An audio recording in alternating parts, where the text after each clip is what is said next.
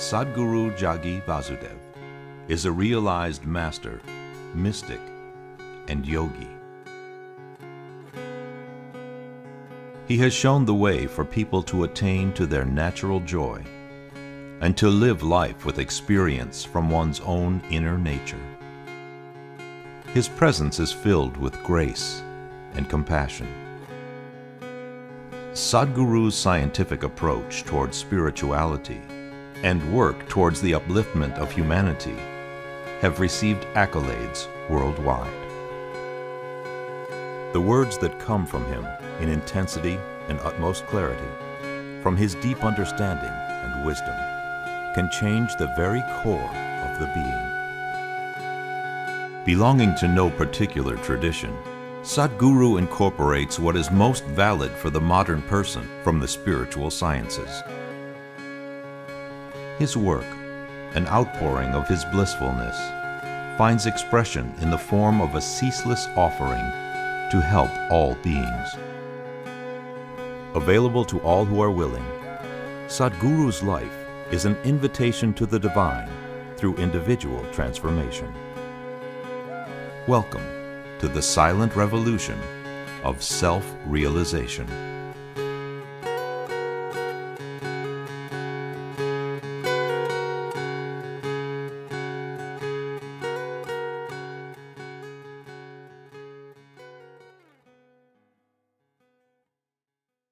Jananam sukadham maranam karunam milanam maduram smaranam karunam.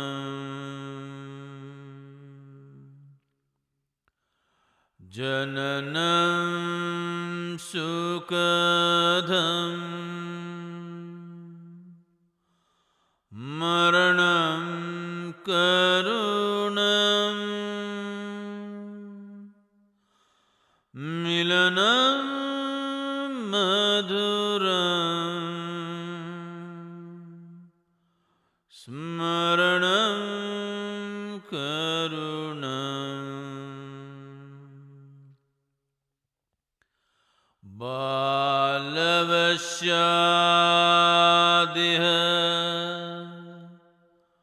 sakalam karunam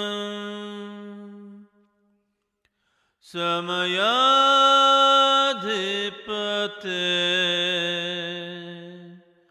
akilam karunam samayadhipate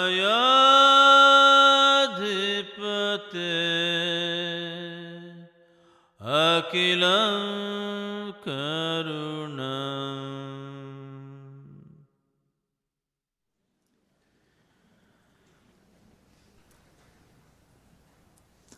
The existence happens in two different dimensions. One is the non-dual oneness of the existence on one level, and the many manifestations of the dual. All the manifestations, the various types of manifestations that you see as life today, fundamentally rooted in the duality. Because there is two, there is many. If there was one, there would have been only one. When I say two, the duality is like light and darkness, male and female, life and death. Because the two is there, all the games are happening. If there was only one, there wouldn't be any game, there would be just existence. The many manifestations, as I said, are fundamentally rooted in the duality. Once duality comes, sex comes. When I say sex, probably in most people's mind, the man is thinking of a woman, the woman is thinking of a man. It's not like that. The birds are blooming, it is sex. Because what you call as sex is the duality is trying to meet. And in the process of the duality meeting, there are also certain functions that the nature wants to fulfill, like procreation and survival of that species. Always the duality is trying to meet, because what was one has manifested itself as two. Now there is a longing to become one all the time. This longing to become one finds expression in many ways. When you're young and your intelligence is hijacked by your hormones, sex will be the way, physical sex will be the way. When you become middle-aged, when your intelligence is hijacked by your emotion, then love is the way. When you transcend all this, then if you seek the same union in a much higher level of awareness, then we say it's yoga or the divine. There are many names. Now, these two energies, which in the human race we are calling as male and female, which in every way we are referring to the same way, always constantly trying to come together. At the same time, except for this longing to be together, there is nothing common between them. They're lovers and enemies at the same time. Constantly this is going on because they're opposites. If they look for similarities, there is nowhere, no common ground. But the attraction of the opposite is always there. What you call as opposite is always a relative thing. The whole process of what we are referring to as sex is just two opposites making an attempt to become one.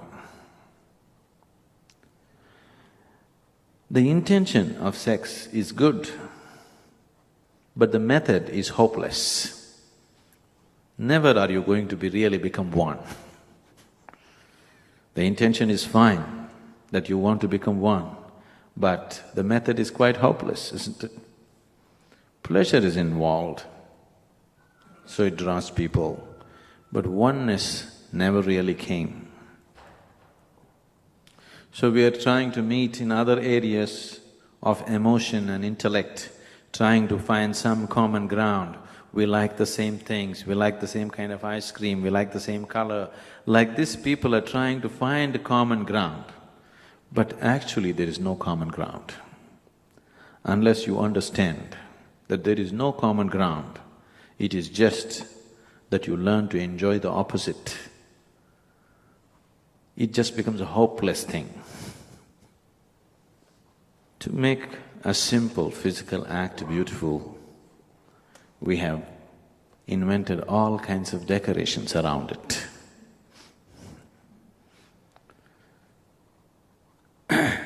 Without those decorations, most people would be unwilling to get into this physical act. Lot of people cannot simply face the basic physical act as it is, because unless it's decorated, they will feel obscene, they will feel like an animal, they will feel so basic and physical, which is the reality. In some way, we are trying to cloud our vision of reality with lots of decorations. We always add emotion to it, because without emotion it would be ugly.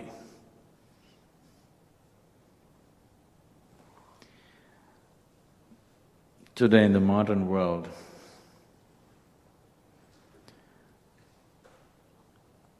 see, sex is a natural thing. Sexuality is invented by you. Do you understand?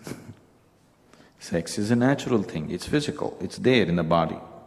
But sexuality is something that you invented, you created, it's psychological.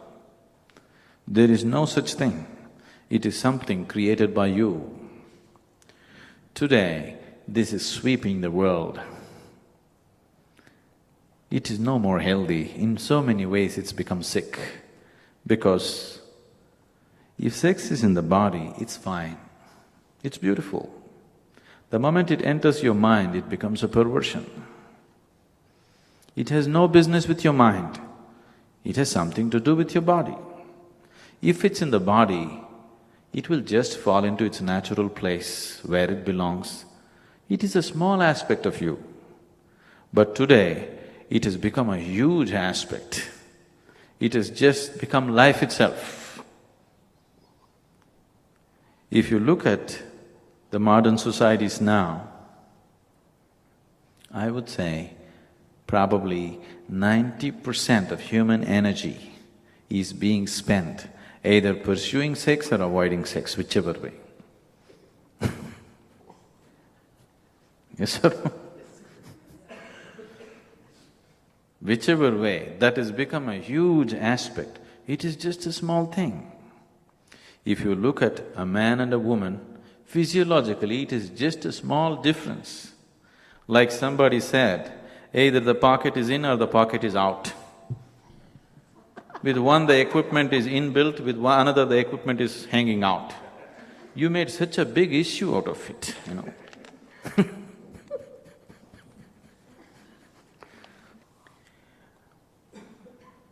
This simple physical process, we are trying to make it so many things which it is not. It is just nature's trick to reproduce. Because if this attraction was not there, you wouldn't reproduce. The species would end right now. But now we made such a distinction between man and woman as if they are two separate species. We are going about treating everything, man and woman separately, as if they are two separate species, they are not the same species. No other creature on the planet has this kind of problem with their sex as man has, isn't it? When they have it in their body, they have it, otherwise they're free from it. But with humans, it is on their mind all the time, endlessly. One big reason why this has happened is, somewhere in the past, especially your religions, especially in the West, it is not so much in the East.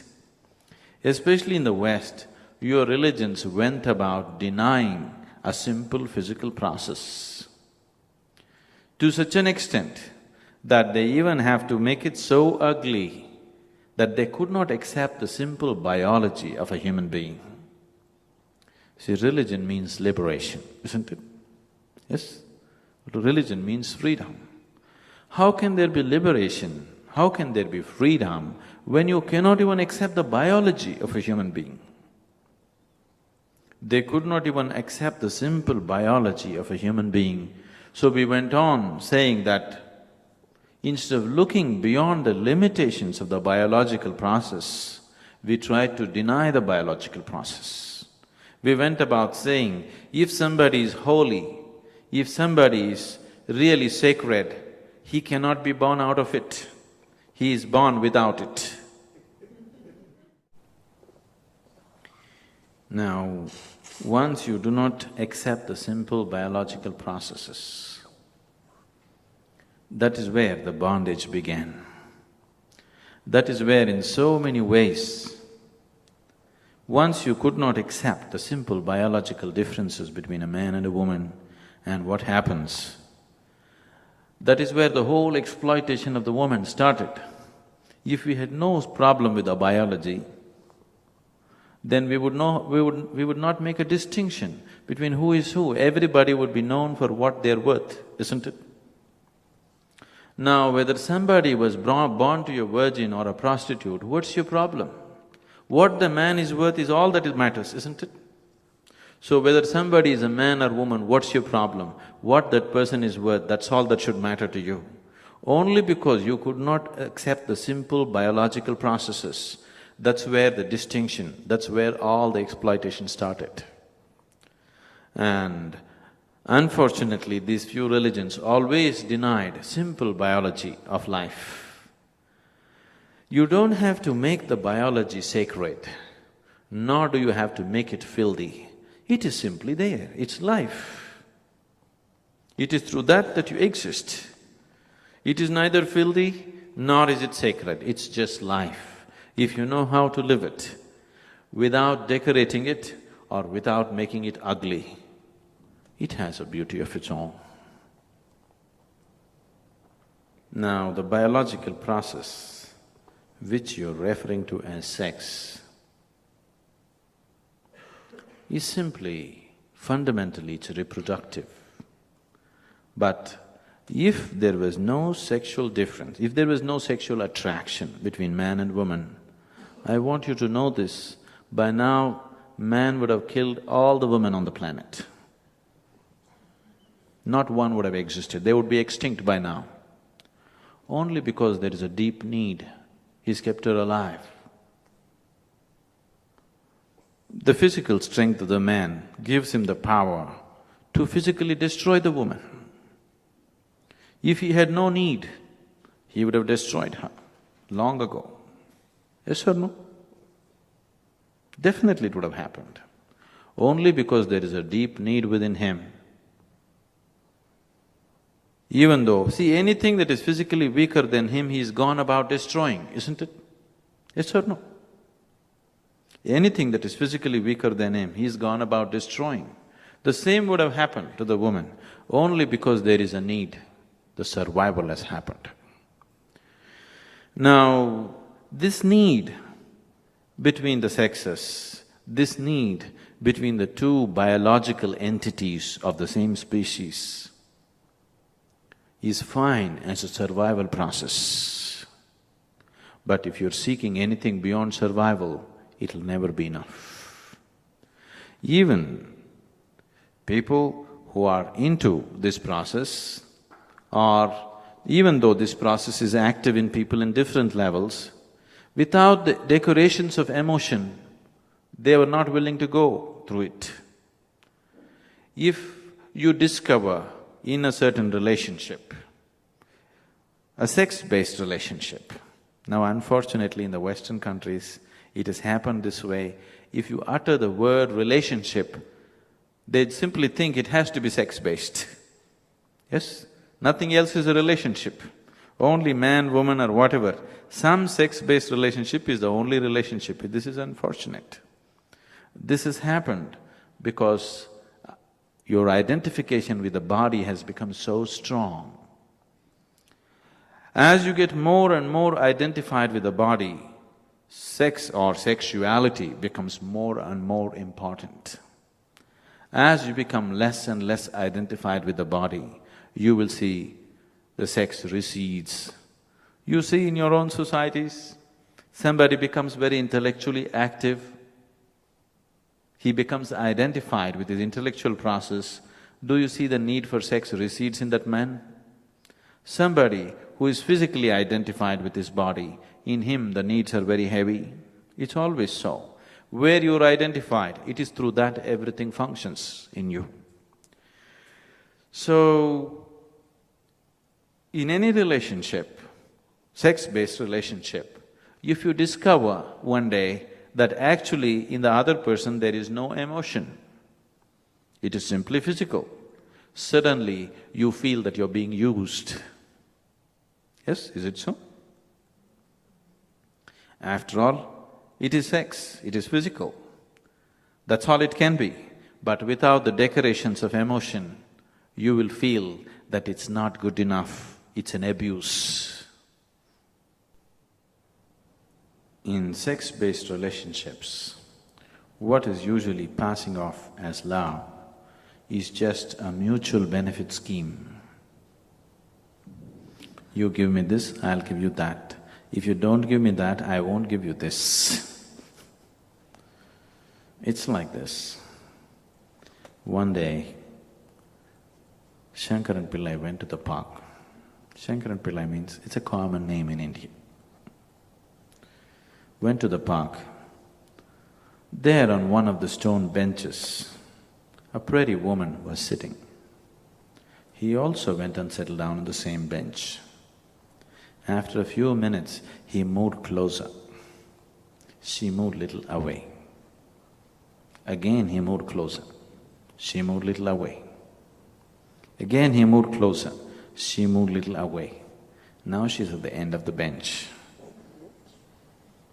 The only choice she has is either she has to get up and go or she has to do something else. Again he moved closer. Now she pushed him away. Shankaran Pillai waited for a few moments. It was evening, sun was setting. You know, when the sun is setting, the twilight, those are the times you can say things and make people believe. Yes. When the sun is up there, nobody's going to believe you. So, Shankaran Pillai went down on his knees and told her, I love you. I love you like I have never loved anybody in my life. The woman is always a fool for love. She melted. Nature took over, things happened. Then it is becoming 7:45. He got up in a hurry and he said, I need to go, I need to go. What? You're going? You said you loved me. In her understanding, the moment he utters the word, I love you, they have become one. He said, no, I need to go, my wife will be waiting. 8 o'clock is dinner time at home. So, I love you is a mantra. When a person transcends the limitations of his duality, the struggle of the duality is gone in him. Only then the divine manifests itself. What you're referring to as the divine, it's a much abused word, I know. But what you're referring to as the divine, if there is something divine, where should it be? Or where can it be? It's a question. I just want to help you to look at things, not just, I'm not propounding any theory or philosophy. I know so many philosophies are being propounded just to support people's sexuality. I don't see why you need a philosophy to have sex. It's just biology. You don't need a philosophy, isn't it? But people are always propounding philosophies to have sex. So no philosophy, just be with me and look, I want you to look at it. Don't make a theory out of it. First thing, you make something which is so simple and basic, right and wrong. Then you want to find a philosophy to subvert the wrong and still have it. It's unnecessary, all these complications. If you just see the simplicity of what it is, it'll become a simple part of your life. If you make it complex, it becomes an unnecessarily large part of your life, Now, if there is divine, where can it be? Where can it be? Yes? If there is something that you can refer to as the divine, it has to be everywhere, isn't it? If it's just within you or just within me or just in my temple and just in your temple, it's no good, isn't it? If there is something that you can refer to as divine, it has to be everywhere. If something is everywhere, what faculty do you have to know it? Yes, what faculty do you have to experience something which is everywhere? Because right now, The only faculties of experience within you are the five senses. The five sense organs cannot experience anything if there is no perspective or if there is no comparison. See, only because there is darkness, you know what is light. If there was no darkness, you wouldn't know what is light, isn't it? This is the way your eyes are made. Only because there is silence, now you know what is sound. Otherwise, your ears wouldn't be able to perceive. Your sense organs always perceive everything in comparison, always in bits and pieces. It does not perceive anything in its totality, always it perceives just one side of everything. Please see. Is it so? Right now, if I show you my palm, if you see this, you can't see this. If you see this, you cannot see this. This is the way your eyes are made, isn't it? Once there was a philosopher fish. What a fish, a philosopher? Yes. Is there anybody who is not a philosopher? Everybody has a philosophy for whatever they're doing, isn't it? If you want, you just go to the drunkard on the street, ask him, why are you drinking like this? He has a solid philosophy as to why he is drinking. Yes, sir? You stop a thief and ask him, why are you a thief? He's got a solid philosophy as to why he's a thief. You go and ask a sex maniac why he's like that, he's got a solid philosophy too. For whatever nonsense that anybody is doing, they have the support of a philosophy of their own. Without a philosophy, you cannot continue to do stupid things all your life.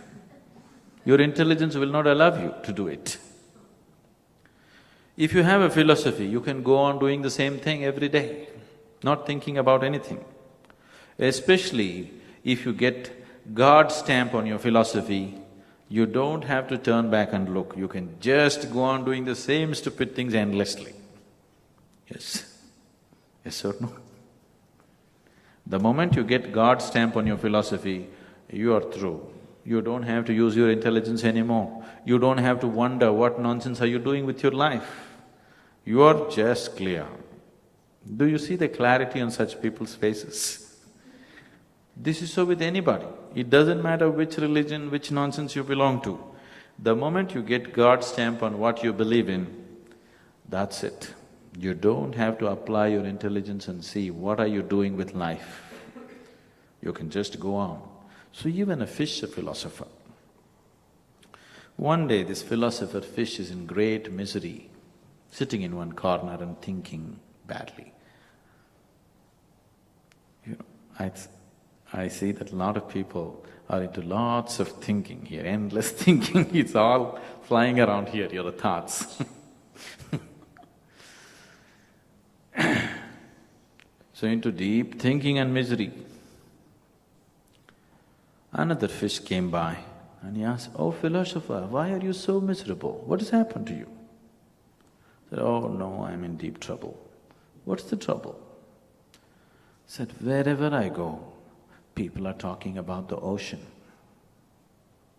I wanted to see this ocean, so I went every which way I could go, but I don't see the ocean. Where is it? Everybody's talking about it." Now the problem is he is in the ocean, he is part of the ocean, he is ocean in so many ways. Now no way to perceive it. If you were outside, you could see this is the ocean, this is not. But when you're in it, you don't know how. Right now, the same situation is with the divine. When there is nothing to compare, okay, this is divine, this is something else, you could recognize. But now if divine, as you said, if divine is everywhere, how will you recognize it? How will you experience it? Because the only way you can experience life right now is through five sense organs. Yes, is it so? So that which is everywhere, how to experience that, how to know that? Within the limitations of the five sense organs, there is no possibility.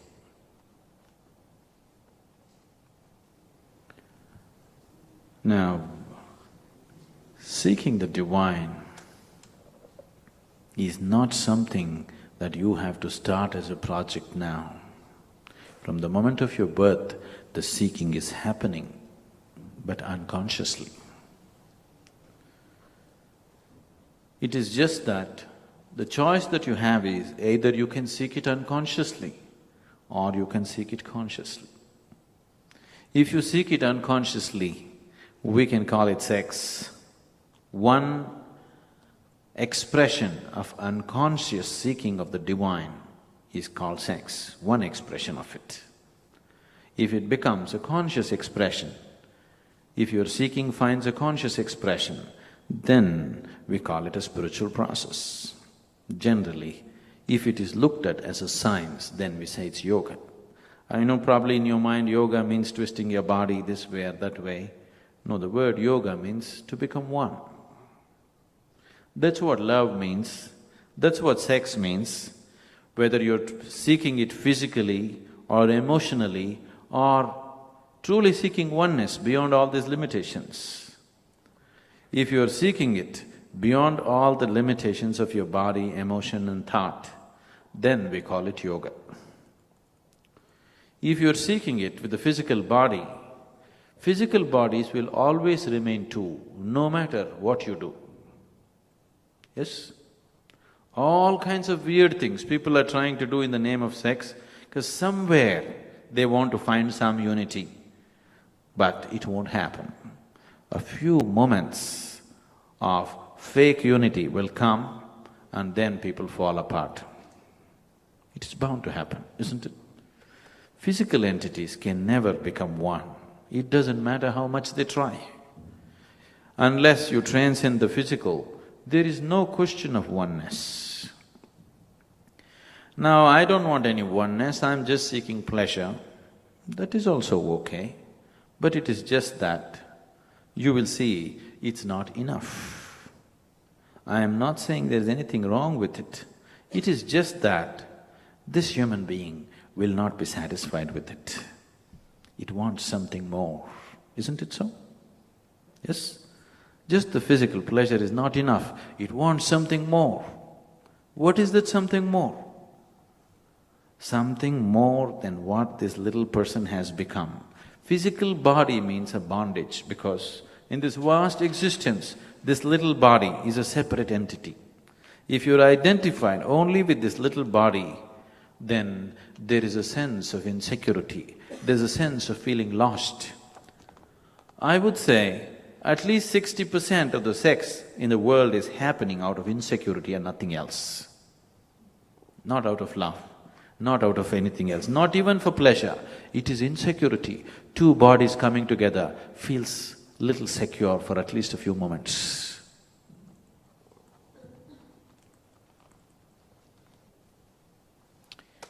Do you see, most relationships, sex-based relationships are made because otherwise people are lost by themselves. Isn't it so? By themselves they're totally lost. They don't know how to be by themselves.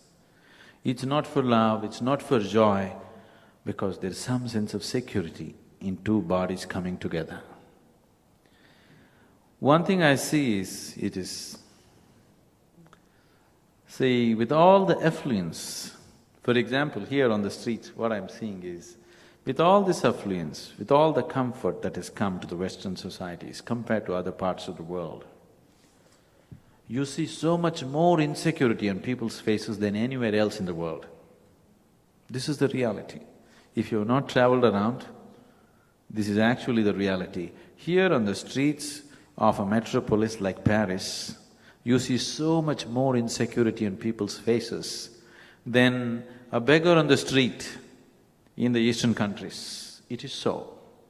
This has happened simply because slowly the cultures took on too much of physical identity, too much identified with their own physical body. The more and more you get identified with your physical body, the more and more insecure you become, because this body is never safe. Next moment, it may be anything, isn't it? Once your identification is limited to the physical body, then insecurity is the natural way, and naturally the need for sex will increase dramatically when people are insecure. Now, seeking a spiritual process does not mean going to the temple, does not mean believing what your father said, does not mean believing what your priest said, does not mean believing what your book said, whatever the so-called sacred books of the world. It simply means that you are seeking tools to go beyond the limitations of five sense perceptions and experience something more than the physical. That's what spiritual process means. You are my perfect mirror, you show me what I'm not. In the endless pit of what once was me, layer and layer you peel off me. The pain it is, but the joy it brings. So thank you for showing me what I'm not, for showing me what